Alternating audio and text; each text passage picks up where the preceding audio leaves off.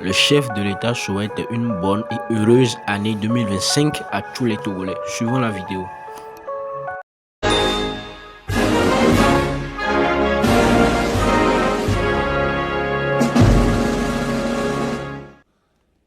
Mes chers compatriotes du Togo et de la diaspora, fidèles cette année à la tradition qui veut que le chef de l'État offre ses vœux à la nation à l'occasion du Nouvel An, je vous présente ce soir ceux que je forme pour le Togo, pour vous-même et ceux qui vous sont chers. Notre pays, comme l'ensemble des nations du monde, a connu une année 2024 difficile à beaucoup d'égards. Au cours de l'année écoulée, les conséquences de nombreux conflits ont pesé sur chacun d'entre nous.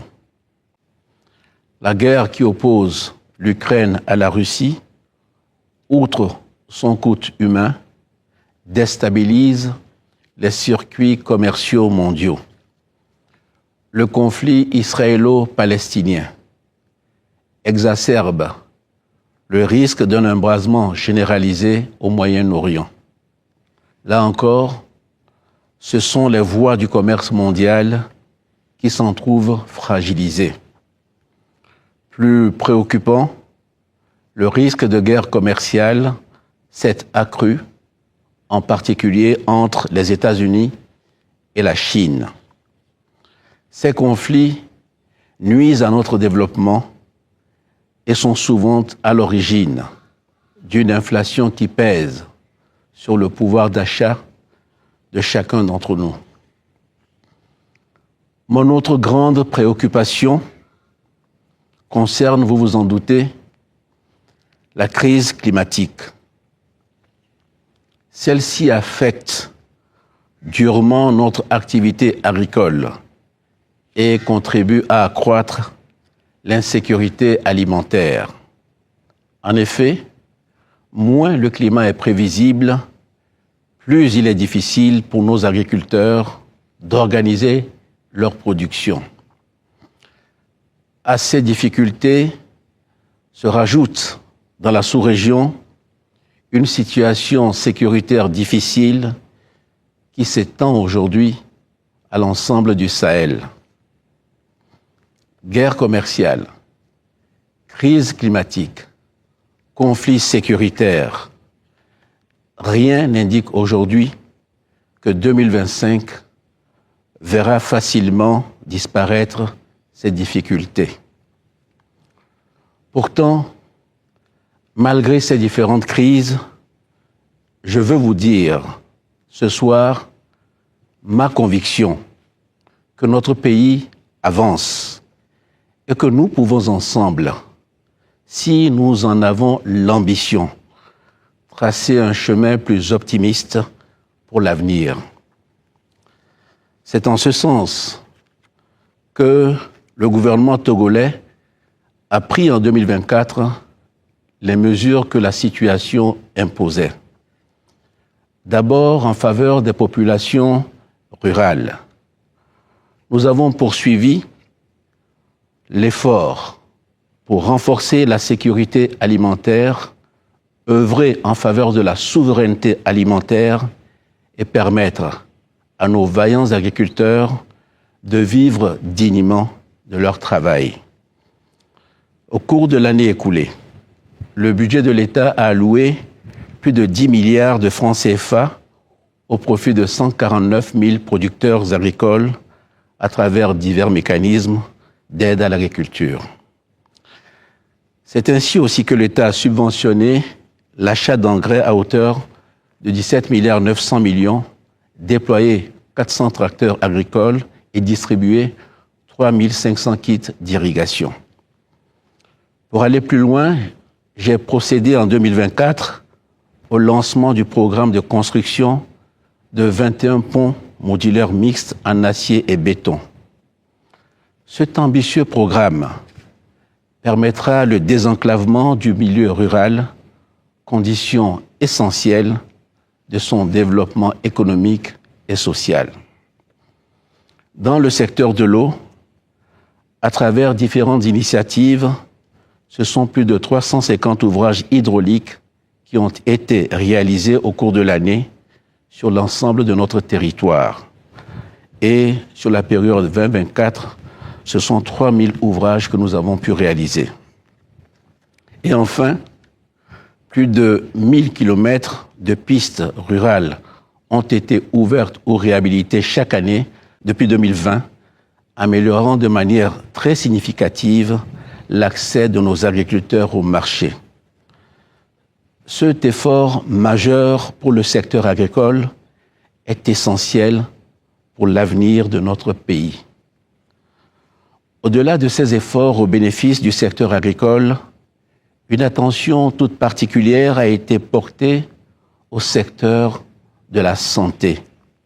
En janvier 2024, a été lancé le chantier de l'AMU, l'assurance maladie universelle, qui vise à assurer à chaque citoyen un accès équitable à des soins de santé de qualité. Cette ambitieuse réforme concerne en particulier ceux qui travaillent dans le secteur informel et ceux qui résident dans les milieux ruraux au Togo. De même, en 2024, notre pays a pu doter plusieurs centres de santé d'équipements médicaux modernes d'une valeur de plus de 20 milliards de francs CFA. Dans le même sens, nous avons augmenté les efforts de l'État au bénéfice de l'éducation nationale. C'est ainsi qu'en 2024, plus de 2000 salles de classe ont été construites et réhabilitées sur les 7000 classes réalisées dans le cadre de la feuille de route gouvernementale. Et ce sont près de 4400 postes d'enseignants qui ont été ouverts au concours national de décembre 2024, portant à 15 000 le nombre d'enseignants recrutés sur les 4 dernières années. Enfin, comme annoncé ces derniers jours, le gouvernement a lancé un vaste plan de lutte contre la vie chère. Ce plan, vous le savez, comprend une baisse des coûts de transport et un contrôle de prix des produits de première nécessité, accompagné d'un dialogue fructueux avec les importateurs et les grossistes. Par ailleurs, en plus de la prime spéciale de fin d'année, dont bénéficient plus de 150 000 d'entre vous, la réduction des tarifs d'électricité concernera plus d'1 million de Togolais. Mes chers compatriotes, toutes ces mesures vont dans le bon sens et préparent l'avenir de la même manière que les dépenses sécuritaires garantissent notre indépendance.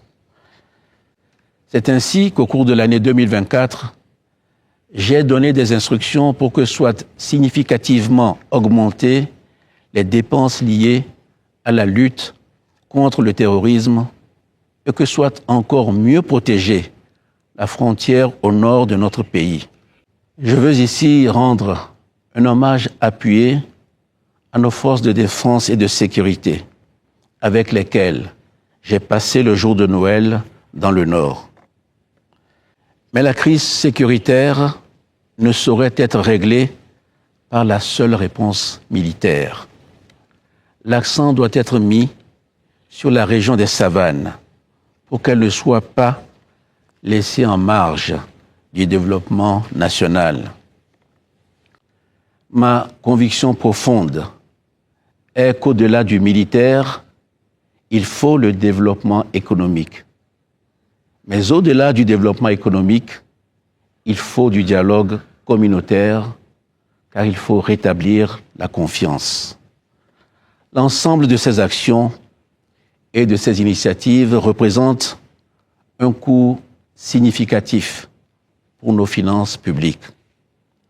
Dans ce contexte, je me réjouis que la communauté internationale ait reconnu la qualité de l'action économique du Togo. Cette reconnaissance s'est notamment traduite par la signature de plusieurs accords d'aide au financement, d'investissement et de programmes sociaux par les grandes banques de développement comme la Banque mondiale, la BAD, la Banque africaine de développement, ou la Banque ouest-africaine de développement. Tous ces résultats économiques et sociaux sont conformes à la feuille de route 2020-2025 que j'avais donnée au gouvernement et que sous mon autorité, il applique année après année. En 2025, nous aurons à poursuivre ces efforts. Il reste encore une année à courir pour cette feuille de route. C'est une planification rigoureuse qui a porté ses fruits. Et bien sûr, tout n'a pas pu être intégralement achevé. Mais la plus grande partie de ce que nous avions programmé a été réalisée. En 2025, j'attacherai une attention vigilante à ce que le plus grand nombre possible d'objectifs soient atteints. C'est le cas notamment en matière d'énergie et d'industrie. C'est le cas aussi dans le domaine social, où nous devons redoubler d'efforts pour la santé et l'éducation. Mes chers compatriotes, Togolaises, Togolais, je veux terminer ces vœux que je vous adresse pour 2025 en soulignant combien l'année qui vient marquera un renouveau de notre vie démocratique.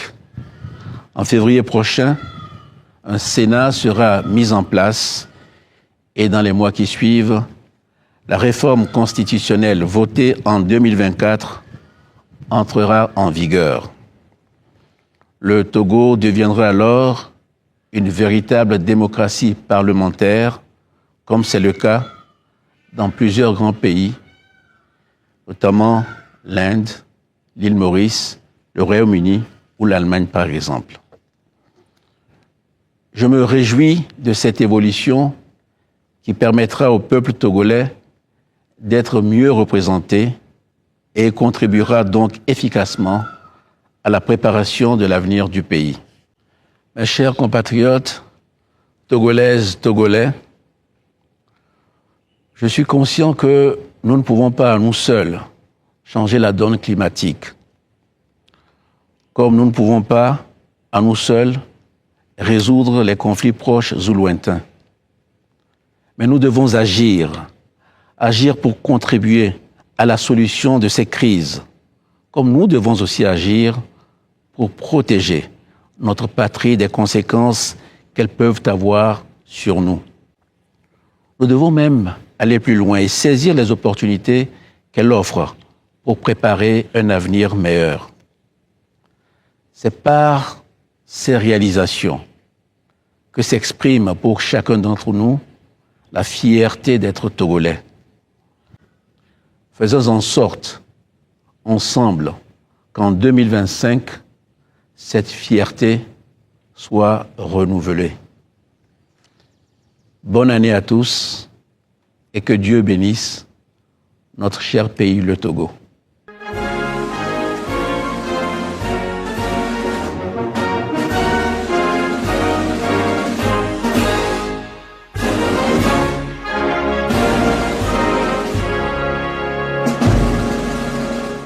Nous voilà ainsi arrivés à la fin de la vidéo. Si vous êtes nouveau sur la chaîne, n'hésitez pas à vous abonner et à lâcher un pouce bleu. À la prochaine. Ciao, ciao.